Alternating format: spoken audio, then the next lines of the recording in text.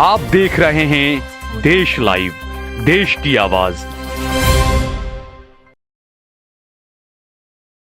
Motion moved. Dr. Abhishek Manu Singhvi, please. Honorable Chairman, sir, distinguished members of this august House, I rise to oppose this bill and seek substantial changes in its pernicious character. It is clearly designed for ulterior motives by a control freak sarkar bent upon sending out a message of fear through the architecture of omniscient Orwellian surveillance for foreigners.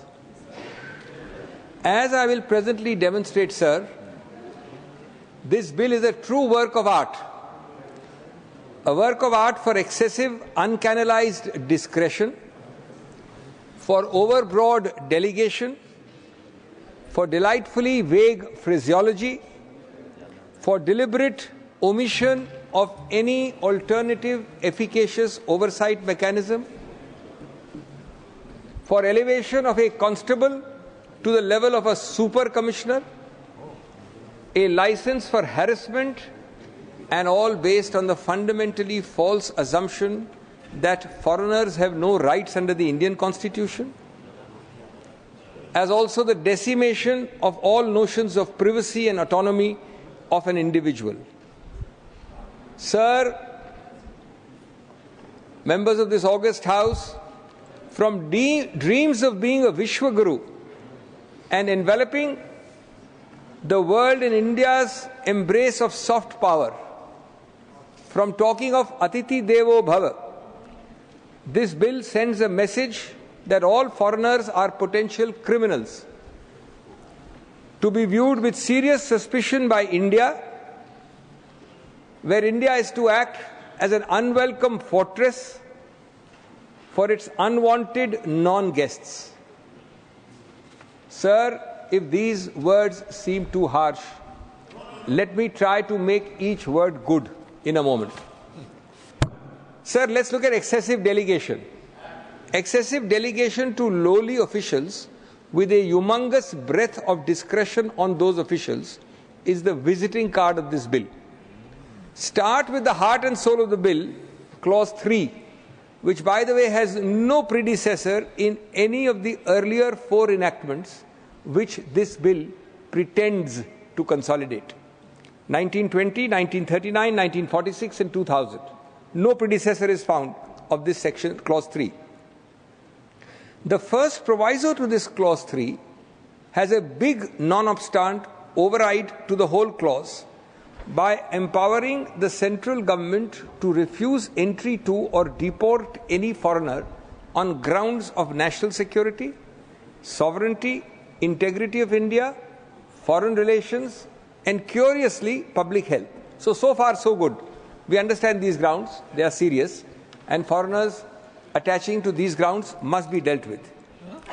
It then adds, after these grounds, the universe of delegation. It says, quote, or on such other grounds as the central government may specify, unquote. It means, in other words, that the central government, as if it is this legislature itself, can add any number of grounds in the years to come by notifications and government orders to deny entry to foreigners or to deport them. By a process of executive extension, theoretically, grounds can be added to deny entry or stay in India, none of these grounds having been seen or approved by this august House, which is the whole purpose of legislation. That's why I said excessive delegation. Then secondly, sir, comes the killer. The second proviso to the same section, clause 3, reads, provided further that the decision of the immigration officer in this regard shall be final and binding, unquote. Sir, America में immigration जज, Canada में appeal board, Bharat में यहां एक immigration अफसर का संदेह ही अंतिम फैसला है। कोई अपील नहीं, कोई सुनवाई नहीं, सिर्फ एक अफसर की नजर और आपका पासपोर्ट आपकी पहचान सब खत्म। यहां सर शब्दावली स्पष्ट है और सत्ता असीमित है। ये न्याय नहीं, ये निरंकुश राज है। एक अफसर का हुक्म अब आखिरी आवाज है। तीसरा बिंदु, पुनर्निरीक्षण करने की कोई भी ओवरसाइट संस्था कम से कम प्रथम स्तर पर तो देनी चाहिए। जब आपने इतने व्यापक इसमें अधिकार क्षेत्र दिए हैं सरकार को और एग्जीक्यूटिव को, कार्यपालिका को, बहुत कम ऐसे कानून देखे हैं मैंने जहां ऐसी संस्थाएं न मिले कम से कम प्रथम स्तर पे, खास तौर पर जहां किसी व्यक्ति के आने जाने और भारत में रहने पर इतना कड़ा प्रतिबंध लगाने का अधिकार क्षेत्र है, जो सिर्फ इस बार इमिग्रेशन अफसर को दिया जा रहा है। उसके ऊपर कोई ऐसा ओवरसाइट मैकेनिज्म नहीं है। ऑनरेबल गृह मंत्री ने लोकसभा में जवाब दिया था कि इमिग्रेशन अफसर के पावर्स उन्होंने ये कह के उड़ा दिए थे कि इमिग्रेशन अफसर पहले भी उसके विरुद्ध अपील नहीं होती थी और इमिग्रेशन अफसर 24 कसौटियों में, क्राइटेरिया में निर्णय लेता है। इस वक्तव्य में गलती है जो माननीय गृह मंत्री ने लोकसभा में दी इसी बिल पे, क्योंकि ये बात सही है कि पहले अपील नहीं होती थी, लेकिन पहले सेक्शन 3 भी नहीं था, ये अधिकार क्षेत्र नहीं थे जो अब आए आपके पास। इतने व्यापक इसमें बिंदु हैं जो पहले कभी नहीं थे। जब आपने अधिकार क्षेत्र, पावर्स, कोएर्सिव पावर्स, इंट्रूजन बढ़ा दिया तो संस्था भी आवश्यक है। तो ये जो तुलना दी है माननीय गृह मंत्री ने लोकसभा में गलत है। उन्होंने अमेरिका की तरफ भी संकेत किया। माननीय गृह मंत्री ने अमेरिका की ऑफिस ऑफ इमिग्रेशन की जो वेबसाइट है बड़े स्पष्ट रूप से बताती है कि वहां लगभग 700 इमिग्रेशन जज हैं, 700, और उसके ऊपर एक बोर्ड ऑफ इमिग्रेशन अपील्स भी है जो इन इमिग्रेशन जजेस का पुनर्निरीक्षण करता है। और मैं ये कहना चाहूंगा बहुत विनम्रता से कि अगर आप विकसित भारत बनना चाहते हैं तो हमें विश्व के उन सब विकसित वर्गों से उन सब की उत्तीर्ण चीजें लेनी चाहिए, न कि उनकी पिछड़ी कानून की आदतें। चौथा, ये जो आउस्टर क्लॉज कहते हैं कानून में, इसको फाइनल एंड बाइंडिंग को, जो इसमें डाला गया है, ये 200 वर्षों से मशहूर है, कई कानूनों में डालते हैं। और न्यायपालिका ने जब जब डाला है तो कहा है कि फाइनल कुछ नहीं होता कार्यपालिका के पास, फाइनल हमारा शब्द होता है न्यायपालिका का, न कि इमिग्रेशन अफसर का। लेकिन मुद्दा क्या है? मुद्दा यह है कि हमारी सरकार जानती है कि हमारी कचहरी कितनी चींटी की चाल से निर्णय देती है। यह भी जानती है कि इस कानून के अंतर्गत अनेक ऐसे याचक होंगे जो या तो कोर्ट कचहरी पहुंचने का सामर्थ्य नहीं रखते, या अधिकतम विलंब से जिनका मामला वैसे ही निष्फल हो जाता है, इनफ्रक्शस हो जाता है। तो इसलिए ये ओवरसाइट मैकेनिज्म आवश्यक था।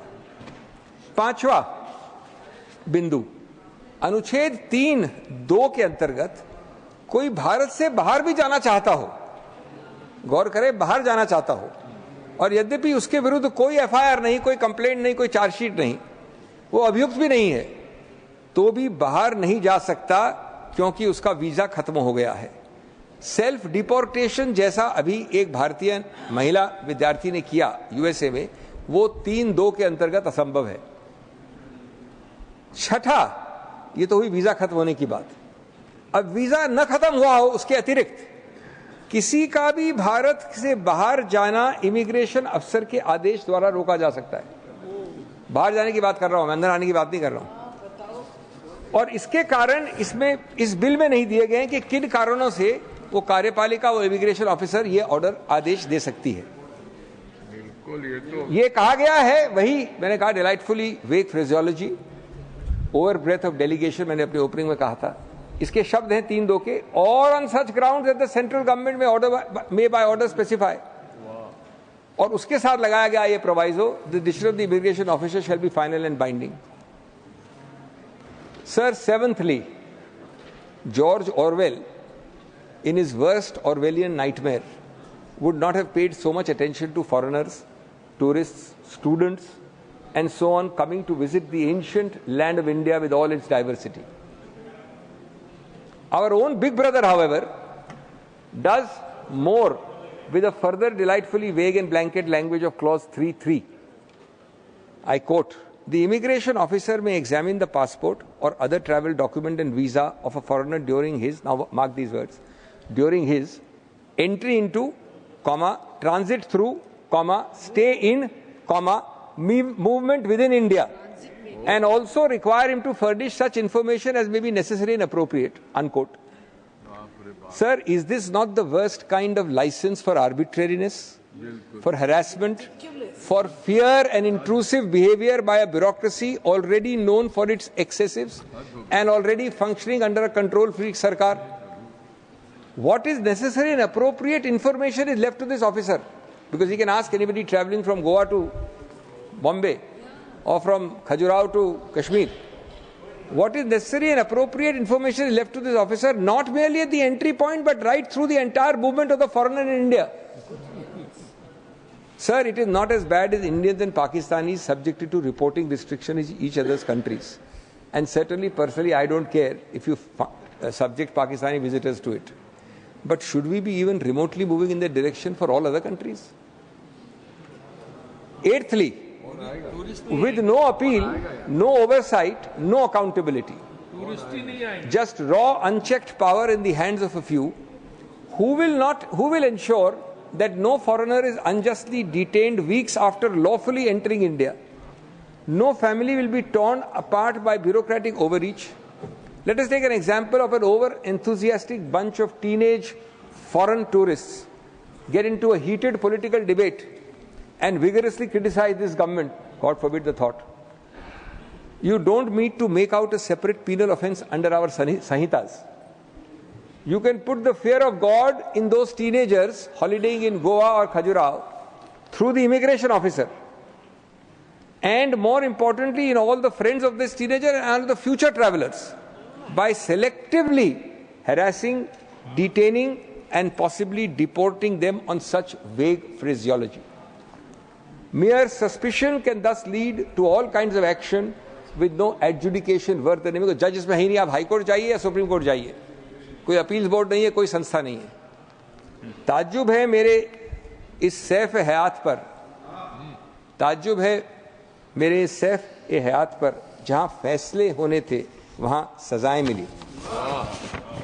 Ninthly, sir, clause 7 is one of the most egregious examples of excessive delegation, coupled with overbreadth. It says, quote, by any order, direction or instruction, to prohibit, regulate or restrict the entry or departure of foreigners into or from India, unquote. No guidelines, no limitations for such instructions, orders or directions.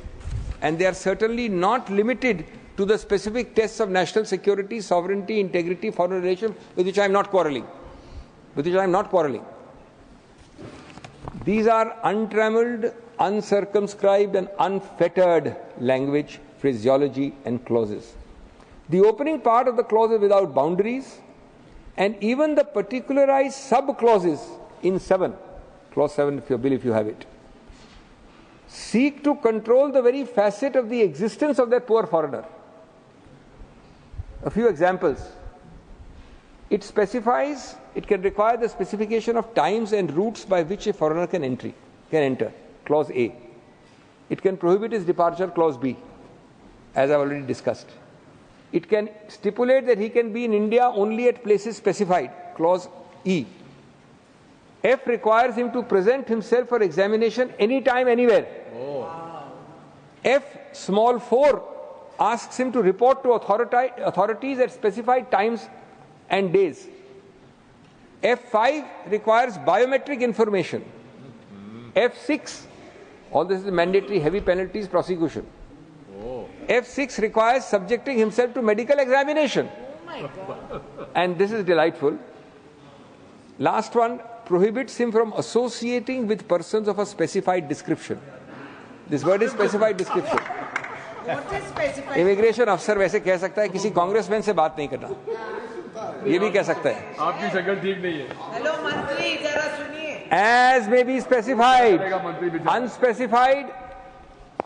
Tenthly, honourable members, was I wrong to call this a control freak Sarkar? Are these not mechanisms, sir? मंत्री महोदय सुनिए, मैं दोनों आंख को खुली रखकर दोनों कानों से स्थिर मन से सुन रहा हूं। मैं आपको आश्वस्त नहीं, अभी आपको जवाब नहीं देना, बाद में नहीं। आप बोले। मैं नहीं कह रहा हूं, अभी मैं नहीं कह रहा हूं आपका। मालूम होता है आप बोले। और करे नहीं कुछ। प्लीज रेणुका जी, आग्रह सीट पर बैठ करना बोले, बड़ी वरिष्ठ मेंबर है आप, प्लीज। मेरा सौभाग्य, आपस में कमेंट नहीं, प्लीज। मेरा सौभाग्य, प्लीज प्लीज। मेरा सौभाग्य है कि आप इतने ध्यान से सुन रहे हैं। मेरा सौभाग्य है कि इतने ध्यान से सुन रहे हैं आप। Tenthly, honorable members, was I wrong to call this a control freak sarkar? Look at the thinking behind this bill.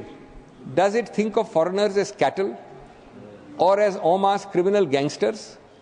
Is it so insecure that it wants this kind of disgusting suraksha chakra all around itself? Where are the standards, the boundaries, the tests for exercise of this mammoth power? Should we all rely on the good sense either of the sarkar or of the constable or of the immigration officer, that none of these open-ended words and clauses will be abused?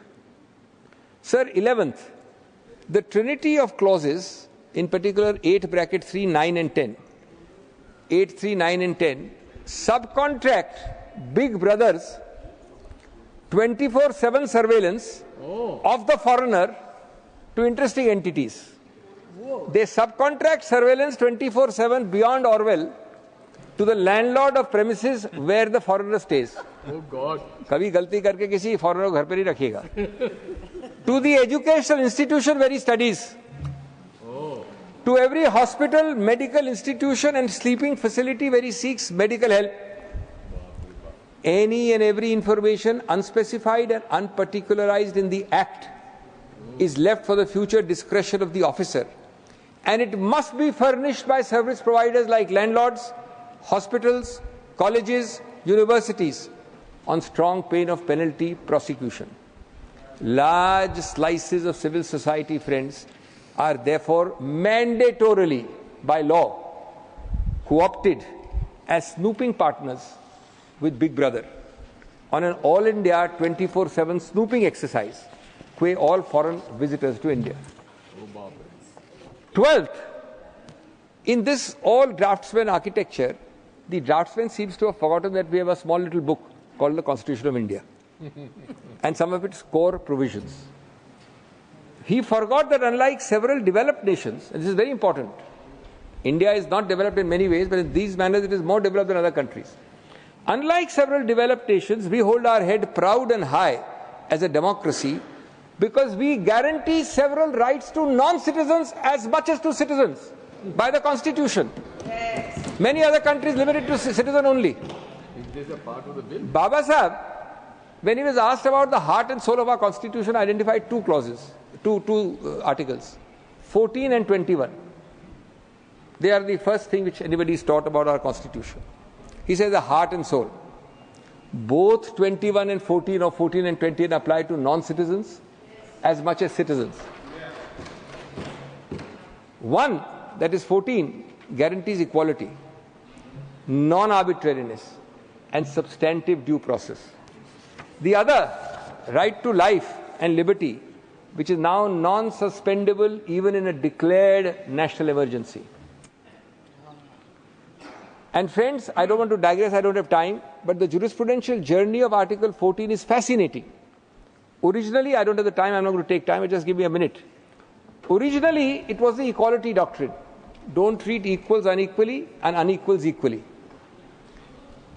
From Royappa onwards in 1976, by court interpretation, 14 includes non-arbitrariness. What no reasonable person will do, apart from discrimination, separate from discrimination, non-arbitrary, second facet of 14.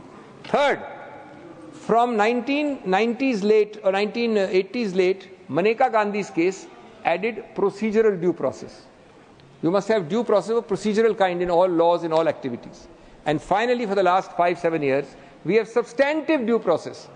Precisely what Benegal Rao Sahab, when he went and met Frankfurter in USA, had omitted from our constitution, has been brought in by judicial interpretation. So all these are available to the non-citizen, not only to the citizen. 13th, sir, let me caution the Honourable Minister, if any of his eminent advisers are wrongly advising him to refer to apex court judgments like Muhammad Salimullah, Sarabanda, Sonowal 1, Sonowal 2, etc. They are judgments which are in favor of the government and the executive for one and one purpose alone. Not one of the 20 issues I am raising here are discussed there. They are for detection of foreigners. The mechanism to detect foreigners has been upheld in these judgments, and some acts which were found insufficient to detect foreigners have been struck down. So before you start quoting passages from these judgments out of context, I am giving an advance warning that none of them deal with clauses like 3, 4, 5, etc. in this current bill. 14th, sir, privacy and autonomy has now been judicially embedded in Article 21 by our Supreme Court. And I just told you that 21 applies to non-citizens as much as to citizens. Now, this bill blows concepts like privacy and autonomy to smithereens. I therefore beseech you not to be obstinate in not referring it to a parliamentary standing committee. Yes. Because I have no doubt, and I hope my words prove prophetic if you don't refer it. I have no doubt that in its current form, this bill will face judicial invalidation in the next few years if passed. It should. 15th, sir. 15th. The catalogue of foreigners guaranteed the same constitutional rights doesn't end with 14 and 21. You have Article 20 guaranteeing 3 very vital rights to foreigners and citizens alike. The right against retroactive offences, not that it applies in this case, but you must know that, against double jeopardy, against self-incrimination. Then all the safeguards in detention available to a citizen under Article 22 apply to non-citizens also. Did you know that all the rights to freely practice, profess and propagate religion under Article 25 applies equally to non-citizens? These are the backdrop of the omniscient character of our Constitution, far ahead of the US Constitution, far ahead of other countries, which this bill, as I said, the draftsman forgot that we have a book called the Constitution when drafting. He believes that foreigners are here at the sufferance and the discretion of the executive or its factotums to be governed by a lawless regime with no safeguards. 16th, sir, vagueness and arbitrariness abounds, multiplies. There is a clause 14 which exercises control over third parties, not the foreigner, directing them to altogether close such premises owned by third parties on quote-unquote delightful, frequented by the foreigner. So if a foreigner likes to go to Khan Market shop and if the immigration officer doesn't like him very much, he can give a direction, not that it will be upheld, but I'm just giving an example. None of these vast powers need probable cause. There doesn't need to be an FIR, no charge sheet against that foreigner. It's the immigration officer, the big boss. In these days, 17thly, sir, of increasing dual citizenship. Increasing countries have dual citizenship. There is a clause 15 which may well be an anachronism. It gives the Indian central government to decide that one out of the 2 foreign citizenships of a foreigner coming here, one we will deem to be the correct citizenship. Read the clause. उसको citizenship मिली है A और B से, भारत सरकार निर्णय करेगी कि कौन सी citizenship उसकी लागू होती है, दोनों में से एक. We are not synced with the international global trend of dual citizenship. 18th, sir, there is a clause 17 which runs into 13 sub-clauses. 17 is almost a page and a half. 13 sub-clauses. It puts one of the biggest bureaucratic loads on all land, sea and air carriers transporting any foreigner. Most airlines should now only fly non-foreigners. The entire transportation industry must be having nightmares on seeing clause 17. Because if you default in the smallest form, comma, full stop, which you have to fill up for every foreign passenger, you are liable to severe penalties and prosecution. Compliance cost is one inevitable consequence. Bureaucratic harassment is another inevitable consequence. 19th, sir, I'm ending in 3 or 4 minutes. Well before my time today, I seem to have ample time. 19th, clause 26. I mean, every head constable in this country would love to have clause 26. They should frame it up in their house and put it as a framed. Clause 26 elevates the head constable as the supreme coercive officer. Oh. Supreme. You are all lawmakers. You have seen hundreds of acts where there is not below the rank of superintendent, not below the rank of commissioner. You have so many acts, excise this, that. यहां उल्टा कहा गया है कि अंतिम अंततोगत्वा constable का अधिकार क्षेत्र होगा. ऑफ कोर्स ऊपर कोर्ट होता है, जो कोर्ट जा सके, जिसका सामर्थ्य हो, लेकिन जहां तक एक्ट का सवाल है, मामला हेड कांस्टेबल के वक्त के स्तर पे खत्म हो जाता है. The enormity of the executive power and the great potentiality of its misuse, as reflected in the bill, is in inverse proportion. Power is that high. The person exercising the power, inverse proportion to the status given to the person who is the wielder of that power. The higher the power, the higher should be the status. It's in inverse proportion here. Even lesser acts have higher and greater authority specified. This approach can only be ascribed to a mindset treating foreigners not as individuals with dignity and respect, with identity, but as objects of our contempt and disgust. Oh, shame. Sir, in the end, you will be surprised that I have found something in the bill worth retaining. Clauses 21, 23 and 25, 24 and 25 mitigate some of these draconian facets by mercifully, thank God for small mercies, providing for compounding of offences. These must be retained.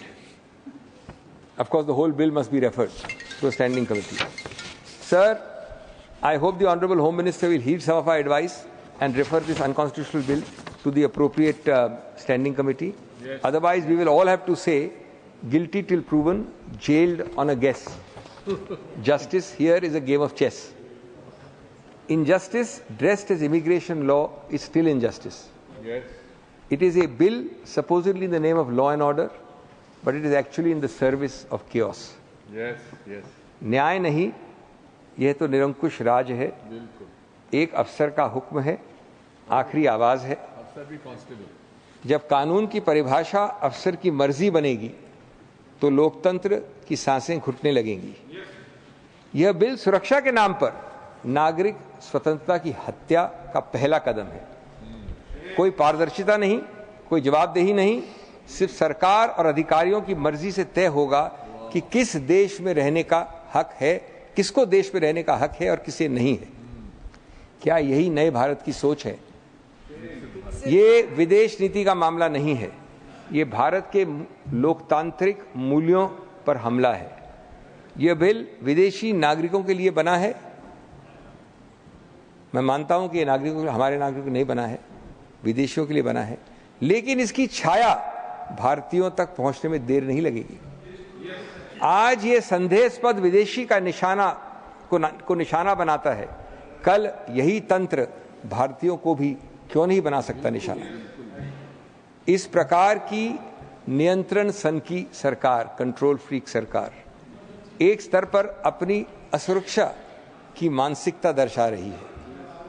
शायद आप सोच रहे हैं, बुलंदी देर तक किस शख्स के हिस्से में रहती है, बुलंदी देर तक किस शख्स के हिस्से में रहती है.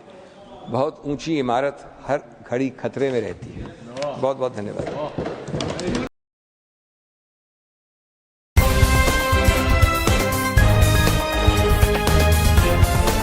देश और दुनिया की तमाम छोटी और बड़ी खबरों के लिए हमारे चैनल को सब्सक्राइब करना न भूलें और बेल का बटन जरूर दबाएं.